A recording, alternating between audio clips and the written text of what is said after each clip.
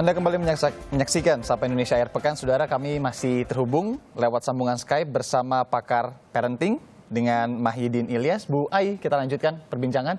Bu Ai, tadi saya sempat berbicara juga mengenai orang tuanya itu sendiri. Bagaimana orang tua ini juga jadi cukup banyak begitu pekerjaannya, meskipun tetap akan dibawa senam gitu ya, kumpul dengan keluarga. Tapi kalau dari Bu Ai sendiri ada tips apa nih kalau untuk ke orang tua sebelum memang mau mengajarkan kepada anak-anaknya, apalagi mengajarkan ilmu-ilmu agama seperti berpuasa? Ya, tipsnya itu pertama dalam mengumpulkan anak-anak. Membuat kesepakatan, menjelaskan dulu bahwa sekarang ini kita di masa Ramadan yang istimewa. Jadi harus kita kasih tahu dulu apa-apanya tentang Ramadan yang di rumah saja, yang nggak boleh kemana-mana, yang harus pakai masker bila keluar rumah, begitu ya, dan sering-sering cuci tangan. Itu dulu. Karena usia anak-anak yang kecil kadang-kadang suka bingung, ada apa sih mas, ada apa sih ya, gitu ya, gitu. Jadi itu dulu. Kedua, ketika Ramadan hadir ini, supaya dia tidak ada beban, orang tua harus selalu membuat hal positif. Tadi saya sudah jelaskan yang 3 jurus supaya orang tua dicintai dalam keadaan seperti ini. Pertama, sering-sering memeluk anak, mas. Kan kalau memeluk anak setiap hari 5 detik saja, itu membuat anak menjadi percaya dirinya bertambah. Kedua, ungkapkan cinta. Bayangkan, kalau kita diungkapkan cinta oleh pasangan kita atau oleh orang tua kita dalam waktu sehari dan sekali, itu membuat jiwa anak menjadi lebih besar. Dan ketiga, mendoakan anak dengan terang-terangan. Nah, di masa yang sulit seperti ini, mas, anak-anak itu ibarat, misalnya jiwa anak itu ibarat HP, ayah, ibu itu adalah chargernya. Nah, kalau charger itu kan harus selalu terisi hal-hal positif. Ya kan? Kalau dia lagi lemah, lagi malas-malasan, ini biasanya orang tua suka marah nih. Gitu kan? Jangan marah, jangan lemes, jangan malas-malas. Itu kalimat-kalimat itu sebaiknya jangan diungkapkan ketika anak-anak sedang di rumah saja. Ya. Begitu, mas.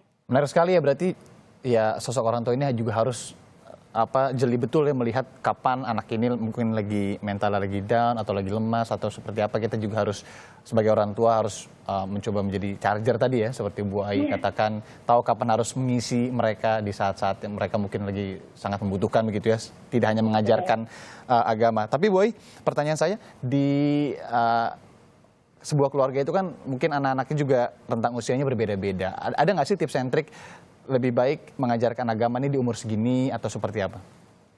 Oh, kalau mengajarkan agama itu sejak dari kandungan, mas.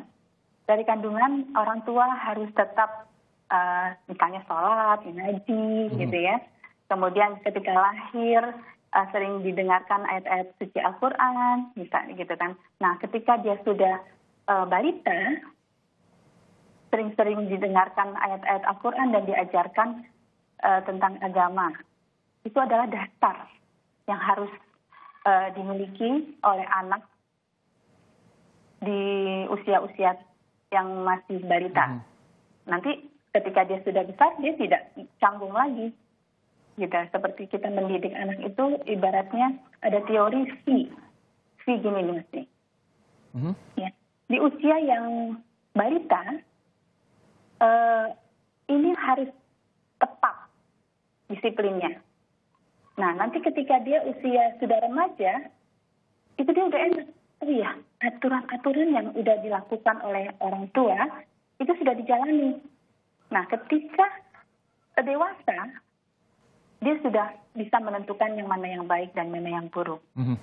Yang salahnya, kita mendidik anak itu dengan V terbalik, mas. Begini. Ya, karena masih kecil, dibiarkan saja. Masih kecil, nggak apa-apa. Nanti juga dia akan berubah. kita lupa nih sebagai orang tua. Sampai anaknya remaja. Ganggu ilmu terus. Karena nggak punya ilmu, ngelihat anak main gadget terus, marah-marah. Akhirnya anak-anak melawan, marah-marah juga. Gitu. Jadi kalau sudah dewasa, dididik agama, itu menjadi lebih agak sulit kalau menurut saya. Lebih baik dari sedini mungkin akan lebih baik ya Bu ya. Bu Ai, tapi anak-anak ini kan kadang penting sekali sosok teman bagi anak-anak ini. Sementara sudah beberapa waktu ini kemudian mereka harus di rumah, tidak terlalu mudah juga untuk bertemu dengan teman-temannya. Bagaimana menyiasati itu? Bagaimana ketika mereka merindukan sosok teman-temannya tapi tidak bisa bertemu? Ya, anak-anak dari SD mungkin sudah punya gadget semua, Mas. Tidak bisa bertemu, kita fasilitasi, kita dampingi dia untuk misalnya kayak bertemu lewat Zoom atau apa gitu misalnya, bisa kan? Nah, itu lebih baik karena orang tua sebagai coach di rumah menemaninya sampai dia berbicara terus gitu dengan teman-temannya lewat Zoom atau lewat teknologi lainnya. Begitu. Ya, kadang orang tua juga seperti yang Bu Ai bilang tadi, memikul tanggung jawab untuk juga menjadi seorang guru bagi anak-anak. Tapi di satu sisi bagaimana atau seberapa penting sih orang tua ini harus mengingat juga untuk menjadi sebagai sesosok teman gitu bagi anak-anaknya? Iya, orang tua sebagai teman untuk anak-anaknya.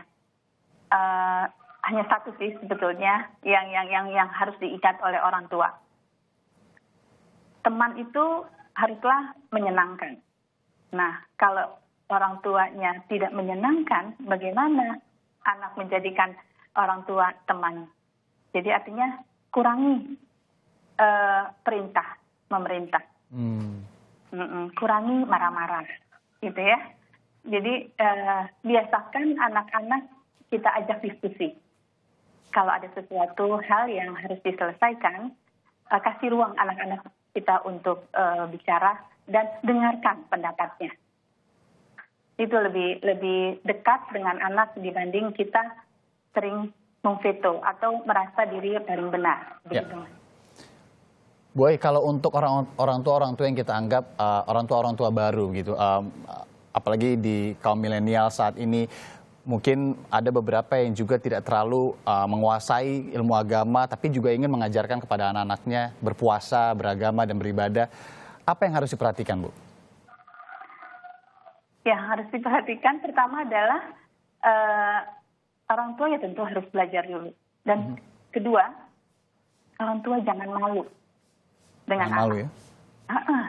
Mas, anak kita sekolahkan di sekolah Islam, ya. Dia lebih bisa, lebih menghafal ayat-ayat Al-Quran, lebih mendengarkan ajaran-ajaran dari gurunya.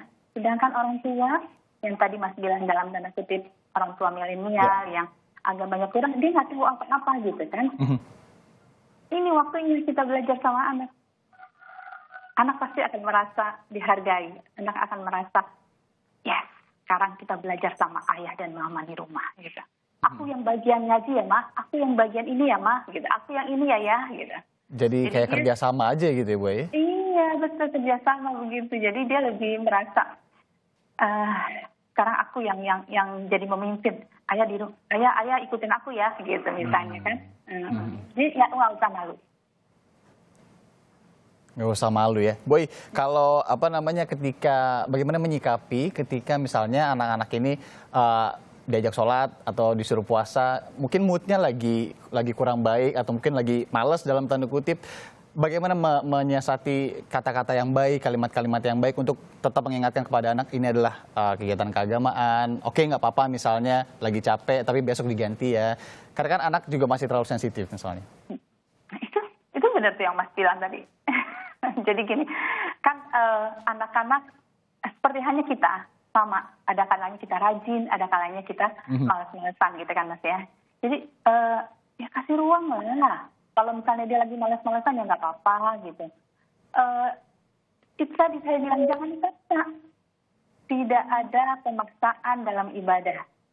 Artinya anak-anak sekarang nggak bisa dia lawan, hei salah, cepet gitu. Iya. Itu udah nggak main lagi kita sekarang yang begitu-begitu. Udah nggak main lagi yang begitu-begitu, Bu, ya? Enggak. Oke. Anak milenial nggak mau digituin. Apa sebenarnya, Bu, dampaknya? Kalau dari sisi Bu Ai melihat kalau ada paksaan, bukan cuman untuk mengajarkan agama gitu ya, untuk mengajarkan edukasi secara umum, apa sih dampaknya kepada anak misalnya melalui paksaan seperti itu? Melalui misalnya dia lagi tidak mood, kemudian kita haruskan mereka untuk terus belajar gitu. Kalau dampaknya dia hanya bisa, tapi tidak suka. Jadi ajarkan agama kepada anak-anak agar dia suka, baru bisa. Ya, jadi suka dulu apapun, jangankan agama, yang lain. Kalau kita udah suka, kita pasti akan senang melakukannya. Ya kan, kayak anak-anak sekarang diajak masak misalnya kan, yuk kita niatkan buka puasa, anak-anak suka nggak? Kalau terpaksa, ya deh ma, nanti aku ke dapur, misalnya gitu. Jadi ajarkan agama, suka dulu, baru bisa, Mas. Oke, tak kenal maka tak sayang ya, Bu Ai, ya? Iya. Bu Ai, untuk mereka misalnya orang tua yang aduh kayaknya telat nih mengajarkan agama nih, anak udah keburu misalnya kurang suka atau terlalu gadget mania. Kalau zaman sekarang mungkin banyak sekali yang menonton gitu kan, sukanya nonton film atau main game gitu. Ibaratnya agak terlambat nih untuk menerapkan pengajaran ibadah-ibadah. Apa tips dari Bu Ai ini, Bu? Terakhir, Bu. Ya, nggak ada kata terlambat. Tidak ada kata telat. Nggak ada kata terlambat. Ayo kita sama-sama belajar, nak, maafkan ayah dan mama. Itu dulu. Ya tipsnya. Maafkan, minta maaf sama anak, sama keluarga kita semua, bahwa ayah dan mama memang sudah terlambat mengajarkan agama kepada kalian. Tapi maafkan, sekarang kita belajar bersama-sama. Nggak ada kata terlambat, semuanya bisa diselesaikan. Dicicil, minta maafnya. Begitu aja. Tidak ada kata terlambat ya. Bu Ai, terakhir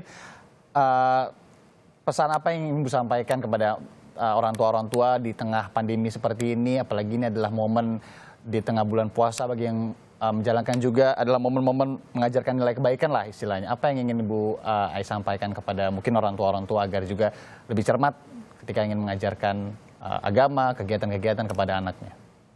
Oke. Untuk para ayah bunda dimanapun berada, lakukan hal positif di rumah agar semuanya terasa lingkungan positif yang ada kita salurkan kepada keluarga kita dahulu, kemudian kepada orang-orang di sekelilingnya. Apabila nanti ada hal-hal negatif, kita cepat-cepat menggantinya dengan hal-hal positif. Karena hal positif yang dilakukan itu akan menjadi kebaikan buat sesama yang ada di sekitar kita. Itu aja. Baik. Harus tetap terus positif, kemudian jangan ada pemaksaan, dan harus ingat ya, kembali lagi ke prinsip-prinsip kita dulu bahwa tak kenal maka tak sayang. Pastikan anak ini suka dulu, baru nantinya mereka pasti akan bisa. Terima kasih Bu Ai sudah mau meluangkan waktu bagi kami di Sapa Indonesia Akhir Pekan. Terima kasih.